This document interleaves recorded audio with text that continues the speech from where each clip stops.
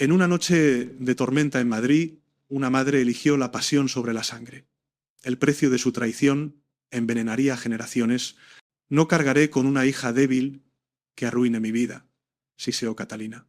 Lucía, al sentir el temblor del rechazo en el cuerpo de su madre, encogió los hombros como si el frío le naciera por dentro. Mamá, no me dejes aquí en la calle. La noche caía sobre Madrid como un sudario de tinta y agua. La lluvia, violenta y helada, golpeaba los adoquines del miserable callejón donde Catalina Montoro se encogía, protegiendo inútilmente el frágil cuerpo de su hija del vendaval. El viento aullaba, un coro fúnebre para la decisión que estaba a punto de tomar. Lucía, de apenas 6 años, temblaba, no solo por el frío, sino por la fiebre que consumía sus pequeñas fuerzas. Sus ojos, grandes y oscuros, se clavaban en el rostro de su madre con una mezcla de miedo y devoción ciega.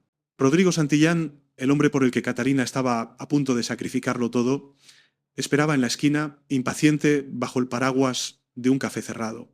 Su silueta era una promesa de lujo, de fiestas en el barrio de Salamanca y de un futuro sin las cadenas de la pobreza y la enfermedad. Él le había dado un ultimátum, o la niña o él. Y Catalina, esclava de una ambición tan feroz como su belleza, ya había elegido. El eco de sus propias palabras fue un latigazo en la conciencia, pero lo silenció con la imagen del rostro apuesto de Rodrigo, de sus promesas susurradas al oído. Lucía sollozó con una vocecita rota. Su súplica era un puñal, pero Catalina ya había blindado el corazón con acero. Se agachó, depositando a la niña sobre un escalón húmedo, junto a una pila de cajas de cartón empapadas. Le quitó su propio pañuelo del cuello y lo envolvió torpemente alrededor de los hombros de Lucía. Un gesto vacío, la última concesión a una maternidad que repudiaba. El amor me llama y tú jamás serás parte de mi destino, sentenció Catalina con una voz tan fría como la lluvia. Se dio la vuelta sin mirar atrás. Cada paso hacia Rodrigo era un paso lejos de su sangre. El llanto desesperado de Lucía fue engullido por el trueno. Catalina aceleró, corriendo hacia la luz prometida de su amante, dejando a su hija en la más profunda oscuridad. Lucía, sola, febril y con el corazón hecho pedazos, se acurrucó contra la pared, llamando a una madre que ya no volvería. La lluvia arreció, lavando las lágrimas de la niña y el rastro de la madre traidora. El callejón quedó en silencio, salvo por el golpeteo incesante del agua. Parecía el fin, pero el destino, ese tejedor caprichoso de vidas, tenía otros planes. Unas horas más tarde, cuando la tormenta amainaba, una figura encorvada se abrió paso por el callejón. Era doña Mercedes, una anciana viuda que vivía de la caridad y de remendar ropa ajena. Su rostro, surcado de arrugas como un mapa de sufrimientos, se iluminó con la luz de un farol cercano. Vio el pequeño bulto acurrucado en el escalón y su corazón, acostumbrado a la dureza del mundo, dio un vuelco. Se acercó con cautela, creyendo que era un animal abandonado. Al descubrir el rostro pálido y los labios amoratados de Lucía, un jadeo de horror escapó de sus labios. La niña apenas respiraba. Sin pensarlo 2 veces, doña Mercedes se quitó su chal de lana, envolvió a Lucía con infinito cuidado y la levantó en sus frágiles brazos. Pobre criatura de Dios, susurró, mientras la llevaba a su humilde morada, un pequeño apartamento en una corrala cercana. Mientras Catalina Montoro brindaba con champán en un lujoso piso, celebrando el inicio de su nueva vida, doña Mercedes pasaba la noche en vela, aplicando paños fríos en la frente de Lucía y susurrándole palabras de consuelo. La anciana no tenía nada, pero le ofreció a la niña lo único que importaba: un refugio, calor y el amor incondicional que su propia madre le había negado. Aquella noche 2 destinos se bifurcaron. Uno se encaminó hacia el brillo falso de la alta sociedad, construido sobre una mentira podrida. El otro, nacido de la traición y la enfermedad, echó raíces en la tierra fértil de la bondad, esperando el día en que la justicia del destino reclamara lo que era suyo. Madrid, con sus secretos y sus tormentas, sería testigo de todo. El abandono de Lucía no fue un final, sino el prólogo de una historia de venganza, amor y redención que apenas comenzaba a escribirse. Mientras Lucía aprendía a sobrevivir en los barrios bajos de Madrid, bajo la tutela de doña Mercedes, en un palacete de la exclusiva zona de El Viso, un hombre poderoso luchaba contra sus propios fantasmas. Don Alfonso Herrera, patriarca de una de las familias más ricas e influyentes de España, era un hombre cuya voluntad de hierro había forjado un imperio empresarial. Sin embargo, ni toda su fortuna ni su poder podían aliviar el dolor que roía su alma desde hacía casi 7 años. Sentado en su despacho, rodeado de retratos de antepasados de rostro severo, don Alfonso sostenía un pequeño marco de plata. En él, la fotografía de su única hija, Isabel, sonreía con una alegría que ya no existía. Isabel había muerto trágicamente en un accidente de coche, un suceso que había destrozado a la familia. Pero lo que realmente atormentaba a don Alfonso era lo que había ocurrido antes de la tragedia. Isabel se había enamorado de un hombre que la familia desaprobaba, un artista sin fortuna ni apellido. Desafiando a su padre, se había fugado con él. Meses después, rota y arrepentida, había regresado a casa, embarazada y sola. El artista la había abandonado. El orgullo de don Alfonso, herido y furioso, le hizo cometer el mayor error de su vida. Le dio la espalda a su propia hija. Isabel dio a luz a una niña, pero la depresión y la vergüenza la consumieron. Una noche, desesperada, dejó a la recién nacida en la puerta de un convento con una nota y desapareció. Semanas después tuvo lugar el fatal accidente. Cuando don Alfonso, carcomido por el remordimiento, fue al convento, era demasiado tarde. Las monjas le contaron una historia confusa. Una novicia inestable, arrepentida de sus votos, había huido llevándose a la bebé con ella. La novicia nunca fue encontrada. Esa niña, su nieta, la única sangre de su sangre que quedaba, estaba perdida en el mundo. Era un secreto que pesaba sobre la familia Herrera como una maldición. Encuéntrenla a Bermúdez. No me importa el coste, dijo don Alfonso con voz grave a su jefe de seguridad, un hombre leal y discreto que había servido a la familia durante décadas. Han pasado casi 7 años. Cada día que pasa es una tortura. Bermúdez asintió, su rostro impasible. Señor, hemos seguido todas las pistas. La novicia, cuyo nombre era Inés, parecía haberse desvanecido de la faz de la tierra, sin registros, sin familia que la reclamara. No me dé excusas, estalló don Alfonso golpeando el escritorio con el puño. Quiero resultados. Contraté a los mejores investigadores privados del país. Ofrezca recompensas. Busquen en cada orfanato, en cada hospicio, en cada rincón miserable de esta ciudad. Mi nieta lleva la sangre de los Herrera. No puede estar perdida para siempre. La búsqueda, que nunca se había detenido del todo, se reanudó con una intensidad renovada.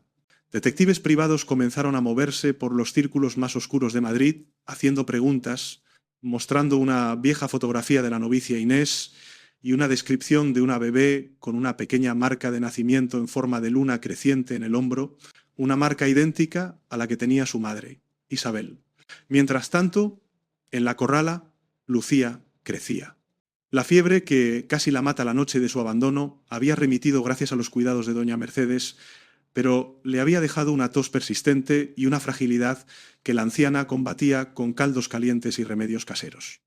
A pesar de las dificultades, Lucía era una niña fuerte de espíritu, aprendió a leer y a escribir con los libros viejos que Mercedes conseguía, y su inteligencia natural brillaba con luz propia. Doña Mercedes, a quien Lucía llamaba abuela, nunca le ocultó que la había encontrado. «Eres un regalo que me trajo la tormenta, mi niña», le decía, evitando los detalles más crueles. Pero Lucía, con la sabiduría precoz de los que han sufrido, sabía que había una historia dolorosa detrás. A veces, en sueños, veía el rostro borroso de una mujer hermosa y sentía el frío de la lluvia en su piel. Un día, mientras ayudaba a Mercedes a tender la ropa en el patio común, Lucía se rascó el hombro. «Cuidado, mi niña, no te vayas a hacer daño en tu lunita», le dijo Mercedes con cariño. Lucía se miró el hombro. Allí sobre su piel pálida había una pequeña marca oscura, una media luna perfecta. No le dio importancia, era parte de ella desde que tenía memoria. No podía imaginar que esa pequeña imperfección era la llave de un linaje poderoso, la prueba de una herencia que le había sido robada. Y el faro que en la distancia un abuelo desesperado buscaba para enmendar los errores de su pasado. Los hilos del destino, invisibles pero irrompibles, comenzaban a tensarse. En un extremo, un magnate atormentado movía sus peones en un tablero de poder y dinero. En el otro, una niña de ojos tristes crecía en la pobreza, ignorante de su verdadera identidad. Y en algún lugar en medio, Una mujer ambiciosa construía su imperio de mentiras sin saber que la hija que había desechado como un estorbo se convertiría un día en la encarnación de su propia destrucción. El secreto del linaje de los Herrera seguía a salvo, pero las sombras del pasado ya se alargaban, amenazando con devorar el presente. Los años pasaron y Madrid fue testigo de la metamorfosis de Catalina Montoro. Con el dinero y los contactos de Rodrigo Santillán y armada con su propia astucia y una belleza que desarmaba, Catalina se reinventó a sí misma. La mujer desesperada del callejón desapareció, enterrada bajo capas de seda, joyas y una estudiada frialdad. Se convirtió en Catalina de Santillán, una dama de la alta sociedad, anfitriona de las fiestas más exclusivas y mecenas de las artes. Su pasado fue borrado meticulosamente. Nadie sabía de sus orígenes humildes, de la miseria de la que había escapado, y por supuesto nadie sabía de la existencia de una hija. Rodrigo, un oportunista consumado, había sido su cómplice en la creación de esta nueva identidad. Él la exhibía como un trofeo, y ella le abría puertas que su apellido, de nobleza venida a menos, ya no podía franquear. Formaban una pareja poderosa, temida y admirada a partes iguales. Su matrimonio era un negocio, una alianza estratégica donde el amor había sido sustituido por la ambición compartida. Catalina vivía en una jaula de oro. Su mansión en La Moraleja era un escenario perfecto, pero sus noches estaban pobladas de pesadillas. A veces el llanto de una niña en una noche de tormenta se colaba en sus sueños y se despertaba con el corazón helado, cubierta de un sudor frío. Apartaba esos recuerdos con furia, como si fueran insectos molestos. Se repetía a sí misma que había hecho lo correcto, que Lucía, débil y enfermiza, habría sido un lastre, una ancla, que la habría mantenido hundida en la mediocridad. La culpa era un veneno que Catalina combatía con dosis diarias de lujo y poder. Mientras tanto, Lucía florecía en la adversidad. La pobreza no había marchitado su espíritu, al contrario, lo había fortalecido. Creció hasta convertirse en una joven de 17 años de una belleza serena y melancólica. Sus ojos oscuros conservaban la tristeza de su infancia, pero también reflejaban una inteligencia aguda y una compasión infinita. Cuidaba de doña Mercedes, cuya salud se había vuelto frágil con los años, con una devoción absoluta. Trabajaba limpiando casas por la mañana y estudiaba por la noche, soñando con convertirse en enfermera para ayudar a otros como Mercedes la había ayudado a ella. La corrala donde vivían era un microcosmos de la vida madrileña más castiza. A pesar de las dificultades, había un fuerte sentido de comunidad.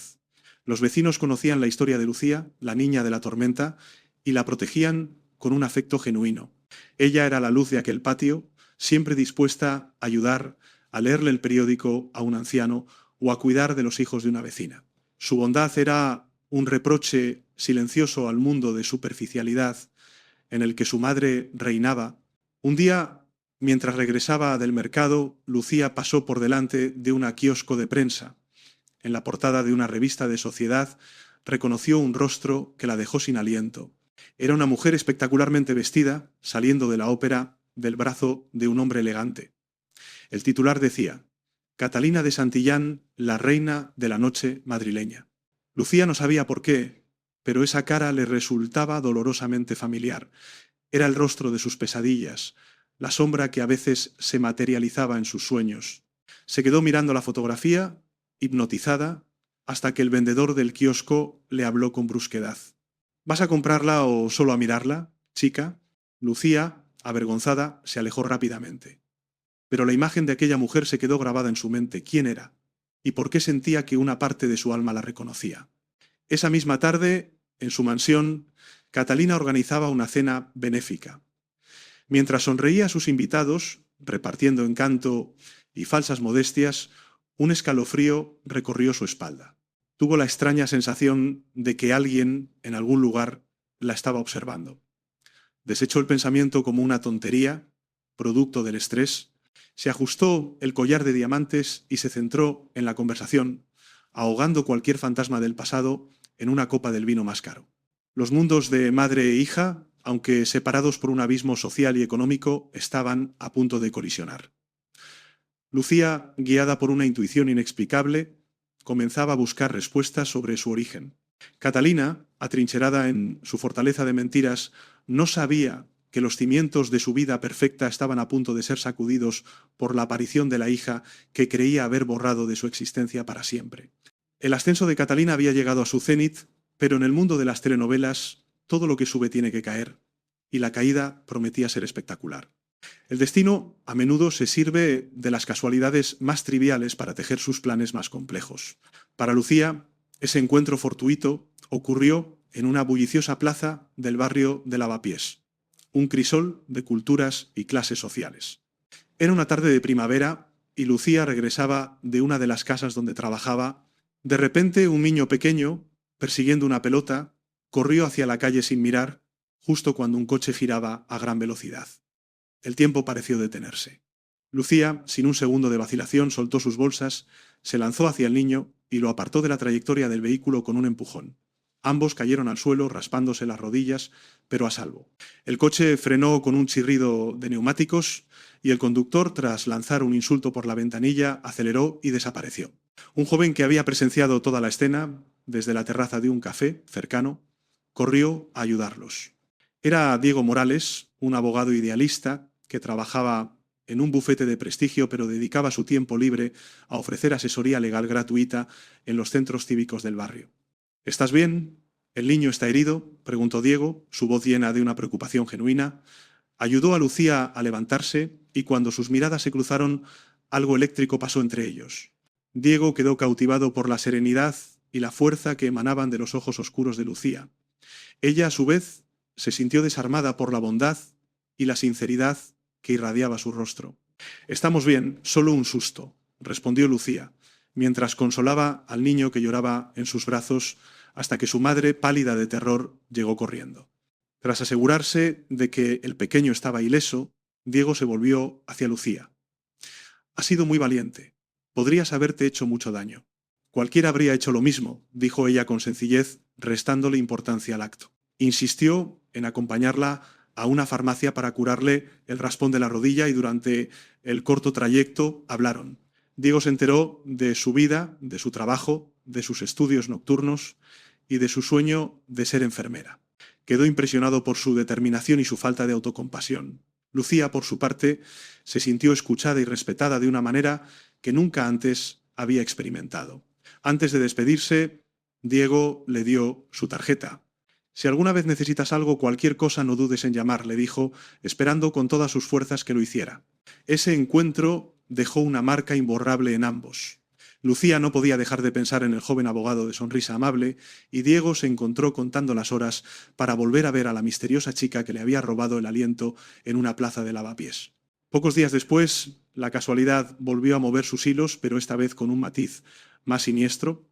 Rodrigo Santillán tenía una reunión de negocios en un hotel del centro. Mientras esperaba a su socio en el vestíbulo, su mirada se posó en una joven que estaba limpiando los cristales de la entrada. Era Lucía, que había conseguido un trabajo de fin de semana en el hotel para ganar un dinero extra. Rodrigo sintió una extraña sacudida, una sensación de familiaridad que no pudo ubicar. La observó durante un largo rato. La forma de su rostro, la curva de su cuello, la melancolía de su mirada. Todo en ella le recordaba vagamente a alguien, pero no lograba recordar a quién. La imagen de una joven Catalina, antes de que el cinismo y la ambición endurecieran sus facciones, acudió a su mente, pero la desechó de inmediato. Era imposible. Sin embargo, la curiosidad lo carcomía. Se acercó a ella con su habitual aire de superioridad. «¿Cómo te llamas, preciosa?», preguntó, su voz cargada de una condescendencia seductora. Lucía se sobresaltó. Levantó la vista y se encontró con los ojos fríos y calculadores de Rodrigo. Sintió una aversión instantánea. «Me llamo Lucía y estoy trabajando, si no le importa», respondió con una dignidad que lo descolocó. «Lucía», repitió él, saboreando el nombre. Un nombre bonito para una cara bonita. Antes de que pudiera decir nada más, su socio llegó y Rodrigo tuvo que abandonar su improvisado interrogatorio. Pero la imagen de Lucía se quedó con él. Esa noche, en la cena, se lo comentó a Catalina de pasada. «Hoy he visto a una chica de la limpieza que me ha recordado a ti cuando te conocí. Tenía tus mismos ojos, pero con una tristeza que tú nunca tuviste», dijo, sin darle mayor importancia. Catalina sintió una punzada de hielo en el corazón. «Una chica de la limpieza. Qué comparación tan ridícula, Rodrigo». Seguramente el estrés te está haciendo ver cosas. Pero por dentro, una vieja puerta, cerrada con llave durante 17 años, comenzó a crujir. ¿Era posible? ¿Podría ser? No, era una locura, una coincidencia absurda. Se sirvió más vino tratando de ahogar el pánico que amenazaba con subir por su garganta. Los engranajes del destino ya estaban en marcha. Lucía había conocido al hombre que podría ser su salvador y se había cruzado con el hombre que había sido cómplice de su desgracia. Un abogado justo, una madre traidora y un oportunista sin escrúpulos comenzaban a orbitar alrededor de la misma persona. La colisión era inevitable y prometía desatar un huracán de secretos, pasiones y mentiras que arrasaría con todo a su paso. Madrid, la ciudad que la vio caer, se preparaba para ser el escenario de su resurgimiento. El pasado, por mucho que uno intente enterrarlo, siempre encuentra una forma de volver a la superficie. Para Catalina, esa forma adoptó la figura de Elvira, una antigua doncella que había trabajado para ella en los tiempos oscuros, antes de Rodrigo, antes de la riqueza. Elvira era la única persona viva, además de Rodrigo, que conocía el secreto del abandono de Lucía. Un día, sin previo aviso, Elvira apareció en la puerta de servicio de la mansión Santillán. Era una mujer envejecida prematuramente por la amargura, con ojos pequeños y astutos que lo veían todo. Señora Catalina, dijo con una sonrisa maliciosa, cuando Catalina, alertada por el servicio, bajó a ver quién era. O debería decir, doña Catalina, veo que la vida la ha tratado muy bien. El rostro de Catalina se convirtió en una máscara de hielo. Elvira, ¿qué haces aquí? Creí que te habías vuelto a tu pueblo. Los pueblos son aburridos, señora, y una se cansa de ser pobre, respondió la mujer, su mirada recorriendo con avidez el lujo que la rodeaba. He pensado que quizás mi antigua señora, con su gran corazón, podría ayudar a una vieja sirvienta leal que ha guardado sus secretos como si fueran tesoros. La amenaza era tan clara como el agua. Catalina la hizo pasar a un pequeño despacho, lejos de oídos indiscretos. ¿Cuánto quieres?, preguntó sin rodeos. Elvira rió, un sonido desagradable. Para empezar, una cantidad generosa para mis gastos inmediatos. Y luego, una pensión mensual. Para asegurar mi silencio. A fin de cuentas, la historia de una niña enferma, abandonada en una noche de tormenta, no creo que encaje muy bien con su imagen de filántropa, ¿verdad? Catalada, atrapada y furiosa, tuvo que ceder. Le dio una suma considerable de dinero en efectivo, advirtiéndole que no volviera a aparecer por la casa. Pero ambas sabían que aquello era solo el principio. Elvira se había convertido en una sanguijuela que amenazaba con desangrarla lentamente. El chantaje sumió a Catalina en un estado de paranoia constante. Cada llamada telefónica, cada visita inesperada, la hacía saltar. Su fachada de control perfecto comenzó a resquebrajarse y Rodrigo no tardó en notarlo. «¿Qué te pasa últimamente, Catalina? ¿Estás nerviosa? Distraída», le dijo una noche. Al principio ella intentó negarlo, pero la presión era demasiada. Finalmente confesó. Le contó lo de Elvira, esperando quizás algo de apoyo. Pero la reacción de Rodrigo fue puramente pragmática. «Una complicación», dijo fríamente, «pero manejable. Me encargaré yo. A partir de ahora yo trataré con esa mujer. Tú no vuelvas a hablar con ella». Rodrigo vio en la situación una oportunidad de oro. Al tomar el control del chantaje, también tomaba el control absoluto sobre Catalina.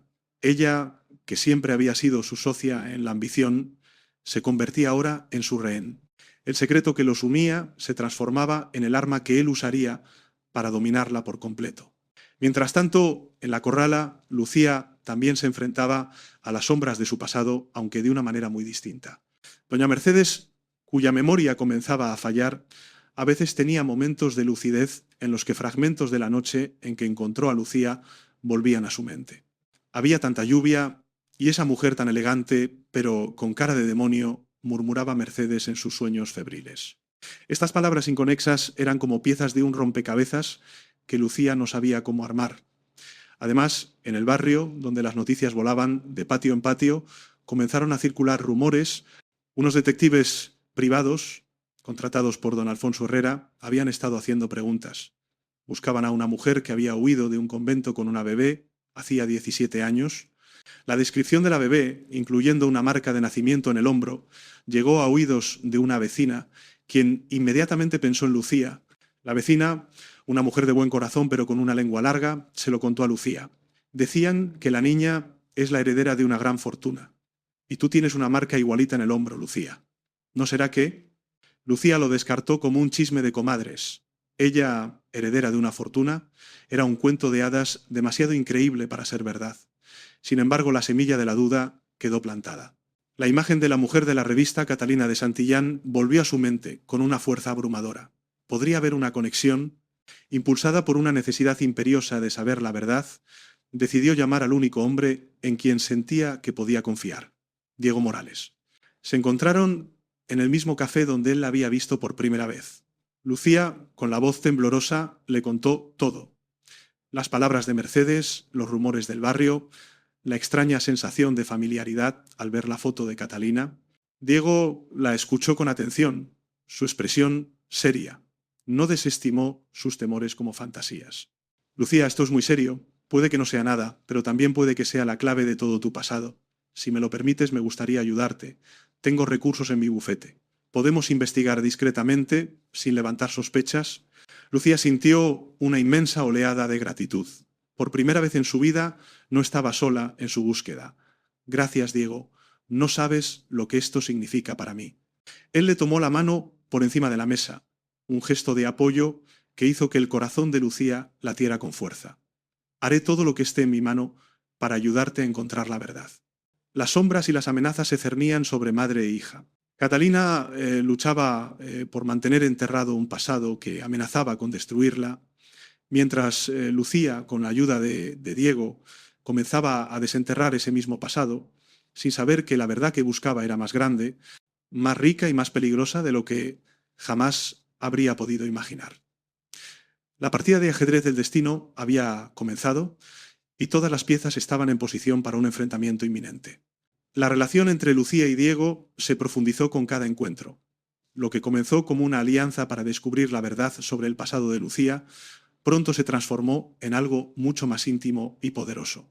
Las tardes investigando en la biblioteca o las conversaciones en cafés discretos se convirtieron en el telón de fondo de un amor que crecía de forma natural e inevitable.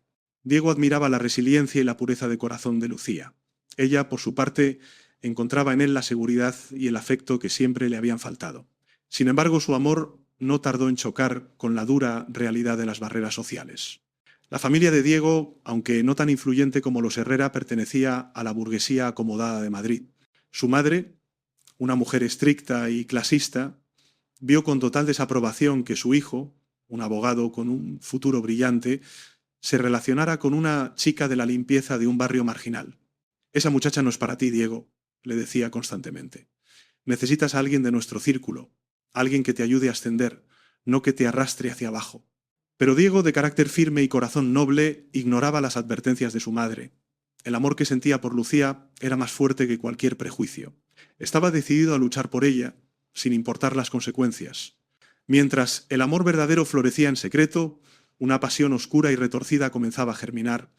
Rodrigo Santillán no podía quitarse de la cabeza a Lucía. La joven que había despreciado por su condición social lo había intrigado con su dignidad y su belleza melancólica. Movido por un capricho y por el deseo de poseer aquello que parecía puro e inalcanzable, comenzó a buscarla. Descubrió dónde trabajaba y vivía. Empezó a aparecer por su barrio, a enviarle flores a la corrala, a ofrecerle regalos caros que Lucía siempre rechazaba con frialdad. Su insistencia se convirtió en una obsesión. No sabía que estaba cortejando a la hija de su propia esposa, la niña cuyo abandono había instigado. Para él, Lucía era solo un desafío, un objeto exótico que deseaba añadir a su colección de conquistas. Lucía se sentía acosada y asqueada por la atención de Rodrigo, le contó a Diego sobre el comportamiento del hombre y la rabia se apoderó del joven abogado. Ese hombre es un depredador, Lucía. Mantente alejada de él. Si te vuelve a molestar, dímelo y yo mismo le pondré en su sitio, prometió Diego, sus celos mezclados con una genuina preocupación. El drama alcanzó su punto álgido cuando Catalina descubrió la obsesión de su marido, Rodrigo. En un intento de provocarla, le describió con detalle la belleza de la joven que lo había cautivado. Se llama Lucía. Es pobre, pero tiene una clase que tú, con todo tu dinero, nunca podrás comprar, querida. El nombre Lucía fue como una bofetada para Catalina. La sospecha que había intentado ahogar volvió con la fuerza de un tsunami. ¿Podría ser la misma chica, la que trabajaba en el hotel, la que se parecía a ella? La idea era tan monstruosa, tan retorcida, que se negó a creerla. Pero la duda, como un gusano, se instaló en su mente. Movida por una mezcla de celos enfermizos y un terror primordial, Catalina contrató a un detective privado, el mismo que usaba para espiar a sus rivales sociales. Le dio el nombre de Lucía y una vaga descripción. Quería saberlo todo sobre ella, dónde vivía, con quién se relacionaba, quién era su familia. Pocos días después, el detective le entregó un sobre. Dentro había un informe detallado y varias fotografías. Catalina abrió el sobre con manos temblorosas. Las imágenes mostraban a Lucía en la corrala, cuidando de una anciana, y en una de las fotos Lucía estaba riendo en un parque cogida de la mano de un joven apuesto. Catalina reconoció al hombre de inmediato, Diego Morales, el prometedor hijo de una familia con la que socializaban, pero fue la última foto la que le robó el aliento. Era un primer plano de Lucía, sonriendo, y en esa sonrisa, en la forma de sus ojos, en la curva de su boca, Catalina se vio a sí misma, a la joven que había sido antes de que la ambición la pudriera por dentro. Y lo peor de todo, el informe mencionaba que la joven era huérfana, criada por una anciana que la encontró abandonada en la calle hacía 17 años. El mundo de Catalina se vino abajo. No había lugar a dudas. La chica que obsesionaba a su marido, la novia del joven y prometedor abogado, era su hija, la hija que había tirado a la basura. Una oleada de emociones tóxicas la inundó. Rabia, celos, pánico. No sentía remordimiento, sino furia. Furia porque esa niña, ese estorbo, había sobrevivido. Furia porque había vuelto para atormentarla. Y sobre todo una furia demencial al pensar que Rodrigo, su marido, deseaba a su propia hija sin saberlo. La revelación no despertó en Catalina ningún instinto maternal. Al contrario, vio a Lucía como la encarnación de todos sus fracasos, un fantasma viviente que amenazaba con destruir el mundo perfecto que había construido. No lo permitiré, siseó, arrugando las fotografías en su puño. La destruiré. La borraré de la faz de la tierra antes de que ella me destruya a mí. Las pasiones, tanto las puras como las prohibidas, habían convergido. El tablero estaba listo para una guerra sin cuartel. Catalina, consumida por un odio irracional, se preparaba para su primer movimiento, sin saber que otras fuerzas, mucho más poderosas, ya estaban trabajando en su contra. El amor puro de Lucía y Diego y la justicia que buscaba don Alfonso Herrera estaban a punto de chocar con la locura de una madre dispuesta a todo para proteger sus mentiras. El castillo de naipes de Catalina comenzó a derrumbarse en la noche de la gala anual del Museo del Prado, el evento social más importante del año en Madrid. Era la noche en la que Catalina planeaba consolidar su posición, anunciando una donación récord que la colocaría en el centro del universo filantrópico de la ciudad. Sin embargo, el destino y la traición tenían otros planes para ella. Rodrigo, cansado de la creciente paranoia y el comportamiento errático de Catalina, y viendo una oportunidad para liberarse de ella y ascender por su cuenta, decidió ejecutar su propio plan maestro. Llevaba meses cultivando una relación con un político influyente, un hombre con aspiraciones ministeriales. Esa noche, Rodrigo planeaba traicionar a Catalina públicamente, usando la información del chantaje de Elvira como palanca para forjar una nueva alianza. Mientras tanto, Elvira, la chantajista, se había vuelto cada vez más codiciosa. Las sumas que Rodrigo le pagaba ya no eran suficientes. Desesperada por conseguir más dinero y sintiéndose traicionada por Rodrigo, quien la trataba con desprecio, decidió jugar su última carta. Se puso en contacto con los investigadores privados que había visto merodeando por su barrio, los hombres que buscaban a la heredera perdida de los Herrera. Les dijo que tenía información vital, información por la que un hombre como don Alfonso pagaría una fortuna. La gala estaba en pleno apogeo. Catalina, radiante con un vestido de alta costura y joyas deslumbrantes, era el centro de todas las miradas. Se sentía invencible. Pero su triunfo fue efímero. El primer golpe vino de Rodrigo. Cuando llegó el momento de anunciar su gran donación, Rodrigo tomó el micrófono. En lugar de alabar a su esposa, como ella esperaba, pronunció un discurso ambiguo pero devastador. En estos tiempos, la generosidad debe ser transparente, dijo, mirando directamente a Catalina. Debemos asegurarnos de que las fortunas que se usan para el bien no provengan de pasados oscuros o de secretos inconfesables. Un murmullo recorrió el salón. La insinuación era sutil, pero en un mundo donde el rumor era moneda corriente, fue suficiente para sembrar la duda. Catalina se quedó helada, su sonrisa congelada en una mueca de horror. Vio a Rodrigo alejarse y unirse al círculo del político, quien le dio una palmada en la espalda. La traición era clara y pública. La había humillado frente a toda la sociedad madrileña. Pero el segundo golpe, el golpe de gracia, estaba por llegar.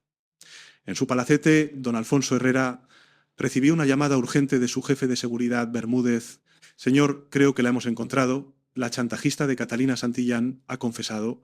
La niña que la señora abandonó hace 17 años se llama Lucía, vive en una corrala de Lavapiés y, señor, tiene una marca de nacimiento en el hombro. Una luna creciente. El corazón de don Alfonso se detuvo por un instante y luego comenzó a latir con una fuerza arrolladora. Después de tantos años, la búsqueda había terminado. Su nieta estaba viva. Roto, humillado y abandonado por Rodrigo en medio de la fiesta, Catalina huyó del museo. Corrió por los pasillos, indiferente a las miradas curiosas y los susurros maliciosos. Necesitaba escapar. Pero no había escapatoria posible. Al llegar a su mansión, se encontró con una escena que la paralizó. Un coche de lujo, con el escudo de la familia Herrera grabado en la puerta, estaba aparcado frente a su entrada.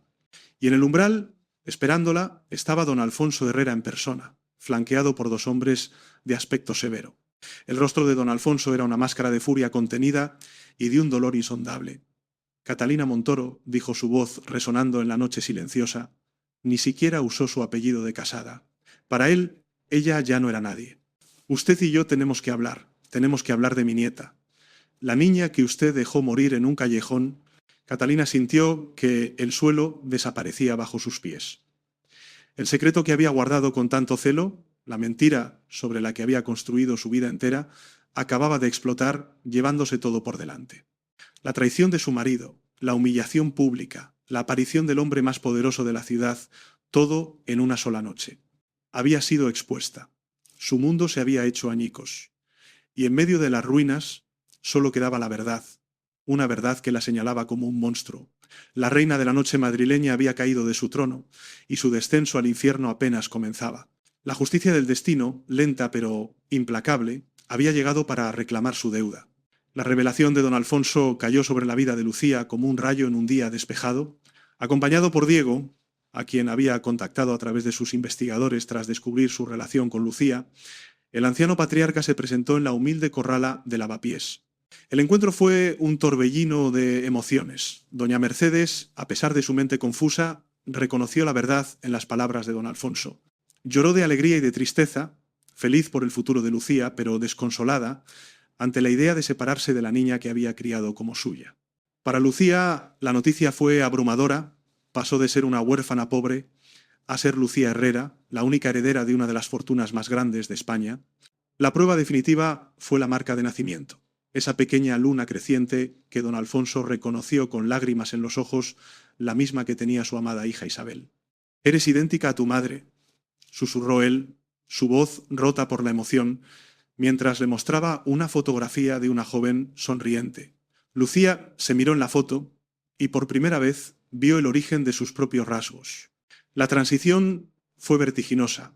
De la noche a la mañana, Lucía se mudó al palacete de los Herrera, cambió sus ropas gastadas por vestidos de diseñador y su pequeño cuarto en la corrala por una suite con vistas a un jardín impecable.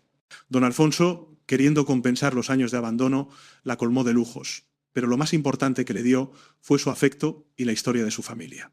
Lucía descubrió que no era el fruto de un error, sino de un gran amor, y que tenía un abuelo que la había buscado sin descanso. La noticia de la aparición de la heredera Herrera se extendió como la pólvora por la alta sociedad, causando una conmoción sin precedentes.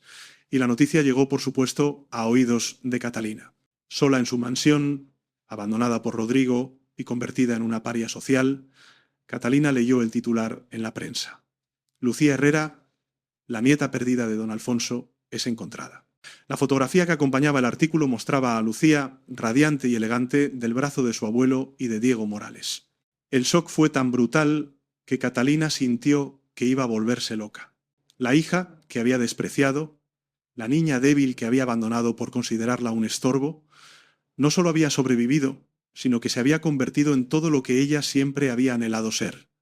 Rica, poderosa, respetada, y para colmo de males estaba con Diego, el joven y brillante abogado al que ella misma había considerado un buen partido para una hipotética hija de su círculo.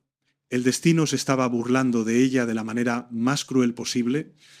Consumida por el odio y la envidia, Catalina decidió que tenía que enfrentarse a ella, no para pedir perdón, sino para destruir la felicidad que sentía que le habían robado. Consiguió la dirección del Palacete Herrera y se presentó allí sin ser anunciada.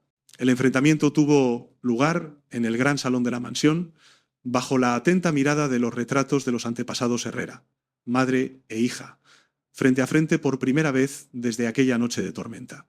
Así que es verdad, siseó Catalina, su voz temblando de rabia. La pequeña rata de alcantarilla ha conseguido convertirse en una princesa. Lucía la miró, no con odio, sino con una mezcla de lástima y una frialdad que nunca antes había sentido. La mujer que tenía delante no era la madre de sus sueños, sino una extraña consumida por el veneno de la amargura. ¿Por qué?, preguntó Lucía, su voz apenas un susurro. Esa es la única pregunta que me he hecho toda mi vida. ¿Por qué me abandonaste? Porque eras un error, gritó Catalina, perdiendo el control. Eras una carga, una enfermedad que me impedía tener la vida que merecía. Te dejé en esa calle para poder ser alguien y ahora vuelves para quitármelo todo. Yo no te he quitado nada, respondió Lucía, su voz ganando fuerza. Tú misma lo destruiste todo. Construiste tu vida sobre una mentira y ahora las paredes se te han caído encima. No he venido a vengarme, solo he venido a reclamar la vida que me robaste. En ese momento, don Alfonso y Diego entraron en el salón. El anciano se interpuso entre ellas, protegiendo a Lucía. «Fuera de mi casa, señora», dijo don Alfonso, su voz cargada de un desprecio glacial. «Usted no es nada para nosotros. La madre de mi nieta murió hace muchos años. Usted es solo un mal recuerdo». Catalina miró a su hija por última vez, sus ojos llenos de una promesa de venganza. «Esto no ha terminado. Te juro que no ha terminado. Me has quitado a mi marido, mi posición, y ahora quieres quitarme mi identidad. Nunca serás feliz, te lo juro». Con esa amenaza, Catalina se dio la vuelta y se marchó. Pero la confrontación la había dejado temblando. Por primera vez se dio cuenta de la magnitud de su error, no por el daño que le había hecho a su hija, sino por el poder que Lucía ostentaba ahora. La heredera verdadera había reclamado su trono, y su mera existencia era una sentencia de muerte para la vida de mentiras de Catalina. El odio que sentía hacia Lucía se convirtió en una obsesión. Si no podía tener la vida que quería, se aseguraría de que su hija tampoco pudiera disfrutar de la suya. La guerra entre madre e hija acababa de ser declarada. La derrota en el salón de los Herrera no aplacó a Catalina. Al contrario, alimentó su locura hasta convertirla en una obsesión destructiva. Despojada de su estatus, abandonada por su marido y humillada públicamente, su única razón para existir se convirtió en la venganza contra Lucía. Veía en la felicidad de su hija el reflejo de su propia miseria, y no podía soportarlo. Su primer plan fue maquiavélico y desesperado. Utilizando las últimas joyas que le quedaban, sobornó a un antiguo jardinero de la finca de los Herrera, un hombre con deudas y pocos escrúpulos. El plan era sabotear el coche de Lucía, provocar un accidente que pareciera casual. No buscaba matarla, sino dejarla herida, asustada, vulnerable. Quería arrebatarle esa serenidad que tanto odiaba. Sin embargo, el destino, que había protegido a Lucía desde el principio, volvió a intervenir. El día que el jardinero manipuló los frenos del coche, Lucía decidió a último momento acompañar a su abuelo a una reunión en el vehículo blindado de él, dejando su propio coche en el garaje. Fue Bermúdez, el leal jefe de seguridad de don Alfonso, quien, siguiendo su instinto, decidió revisar el coche de la joven, descubrió la manipulación y, tras una breve pero intensa investigación, no tardó en hacer confesar al jardinero, quien delató a Catalina. Cuando don Alfonso se enteró del intento de asesinato, su furia fue implacable. No hubo piedad. Puso todas las pruebas en manos de la policía. La noticia fue un escándalo nacional. Catalina Santillán, arrestada por intento de asesinato contra su propia hija, la heredera de los Herrera. La caída de Catalina ya no era social, era penal. Mientras Catalina era engullida por el sistema judicial, Rodrigo Santillán, el gran traidor, jugaba sus propias cartas. Había utilizado su desvinculación pública de Catalina para congraciarse con las altas esferas. Se presentó como una víctima, un hombre engañado por una mujer desequilibrada. Su plan era sencillo: dejar que Catalina se hundiera y él emerger de los escombros, quizás incluso intentando un acercamiento a la nueva y poderosa familia Herrera. Pero subestimó a don Alfonso. El patriarca, un tiburón en el mundo de los negocios, no olvidaba una traición. Movió sus hilos en el mundo financiero y político. De la noche a la mañana, los socios de Rodrigo le dieron la espalda, los bancos le cerraron las líneas de crédito y sus negocios, construidos sobre cimientos inestables, se derrumbaron como un castillo de arena. Arruinado y desesperado, Rodrigo buscó a Catalina, que estaba en libertad bajo fianza esperando el juicio. La encontró en un modesto apartamento alquilado, una sombra de la mujer que había sido... «Tenemos que hacer algo, Catalina. Estamos acabados», le suplicó. Catalina lo miró con los ojos vacíos. El hombre por el que había sacrificado a su hija ahora venía a ella buscando ayuda. La ironía era tan amarga que le provocó una risa seca y sin alegría. «Nosotros», repitió ella con desdén. «No hay nosotros, Rodrigo. Tú me abandonaste en aquella fiesta. Me arrojaste a los lobos para salvarte a ti mismo. Ahora, ahógate solo». Rodrigo, al ver que no había nada que rascar, le mostró su verdadera cara. «Siempre fuiste una ilusa. Creíste que podías jugar en las grandes ligas, pero solo eras una pueblerina con suerte. Tu hija, al menos, tiene sangre noble. Tú no tienes nada». Con esas crueles palabras se fue, dejándola sola con sus demonios y la inminencia de la prisión. El abandono de Rodrigo fue el golpe final. Lo había perdido todo: su fortuna, su posición, su libertad y finalmente al hombre que había sido el catalizador de su propia destrucción. El día del juicio, Catalina se presentó abatida y sin defensas. Las pruebas eran abrumadoras. Fue declarada culpable y sentenciada a varios años de prisión. Mientras los guardias se la llevaban de la sala, su mirada se cruzó con la de Lucía, que había asistido al juicio acompañada de Diego.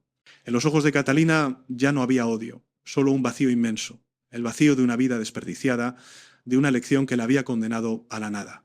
La caída de Catalina fue total y absoluta. La mujer que había ascendido a los cielos de la alta sociedad madrileña a base de mentiras y crueldad, terminaba sus días en una celda, despojada de todo lo que una vez valoró. El eco de su ambición se convirtió en el silencio de su soledad.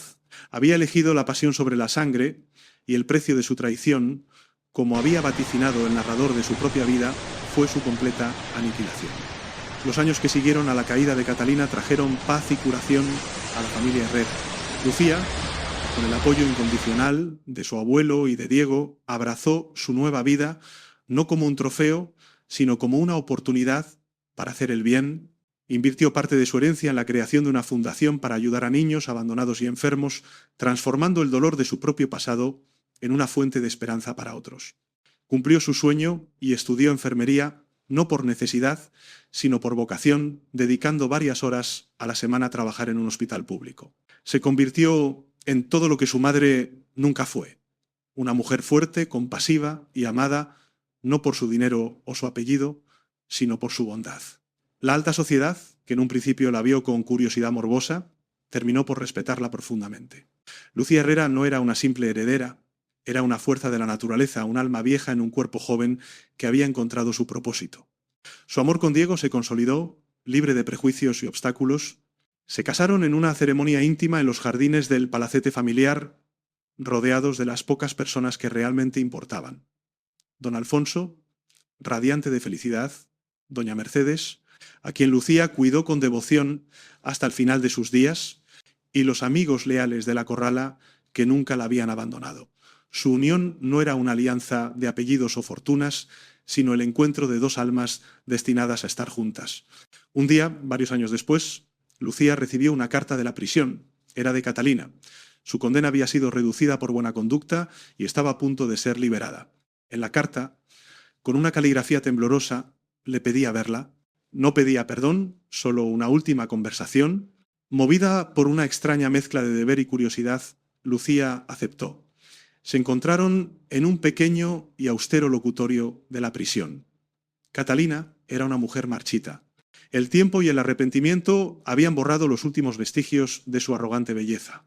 Su mirada ya no era fría y calculadora, sino opaca y cansada. «Has venido», dijo Catalina. su voz ronca por el desuso. «Estoy aquí», respondió Lucía con calma. Hubo un largo silencio. Finalmente, Catalina levantó la vista, y por primera vez, Lucía vio en sus ojos algo parecido a la vulnerabilidad. «Nunca quise que las cosas terminaran así», susurró Catalina. «Estaba tan asustada, tan desesperada por escapar de la miseria, que me convertí en un monstruo. Y cuando te vi, feliz, con todo lo que yo había soñado, el monstruo se apoderó de mí». No era una disculpa completa, pero era lo más cercano a la verdad que Catalina jamás había pronunciado. Lucía no dijo nada. No había nada que decir. El perdón era una palabra demasiado grande para heridas tan profundas, pero en su corazón sintió que el último rescoldo de rencor se extinguía. «¿Y Rodrigo?», preguntó Lucía, más por cerrar el círculo que por un interés real. «Lo último que supe es que vive en algún país de Sudamérica, huyendo de deudores, solo, arruinado y olvidado». «Como se merecía», respondió Catalina con un atisbo de su antigua dureza. Se despidieron sin un abrazo, sin una promesa. Eran dos extrañas unidas por la sangre y separadas por un abismo de dolor. Cuando Lucía salió de la prisión y el sol le dio en la cara, sintió que una última cadena se rompía. Era libre. Unas semanas más tarde, Catalina salió de prisión. Nadie la esperaba. Sola y sin un céntimo, desapareció en el anonimato de la gran ciudad, condenada a vivir con el fantasma de la vida que pudo haber tenido. A veces los vecinos de un barrio obrero veían a una mujer envejecida, de mirada perdida, que se detenía a mirar a los niños jugar en el parque, con una expresión indescifrable en el rostro. La escena final de esta larga telenovela tiene lugar en el mismo callejón donde todo comenzó. Lucía, ahora madre de una niña pequeña, pasa por allí de la mano de Diego. Le cuenta a su marido que quiere que la fundación compre ese bloque de edificios para convertirlo en un hogar de acogida. Mientras mira el escalón húmedo donde fue abandonada, ve a una figura encorvada rebuscando en un contenedor de basura. Sus miradas se cruzan por un instante. Es Catalina, irreconocible, una piltrafa humana. El shock recorre a ambas mujeres. Catalina, avergonzada, intenta huir, pero tropieza y cae. Lucía, el corazón en un puño, se acerca a ella. Se arrodilla a su lado, en el mismo suelo sucio donde su madre la dejó morir. La mira a los ojos y en ese momento todo el drama, todo el dolor y toda la venganza encuentran su punto final. «Me dejaste morir en la calle, madre, pero el destino me levantó para verte caer». Lucía no dijo las palabras con odio, sino con la constatación de un hecho, como quien lee la última página de un libro. Se levantó, dejó unas monedas en la mano temblorosa de Catalina sin decir nada más, y se alejó con su familia caminando hacia la luz, dejando a su madre en la oscuridad que ella misma había elegido tantos años atrás. La justicia del destino se había cumplido.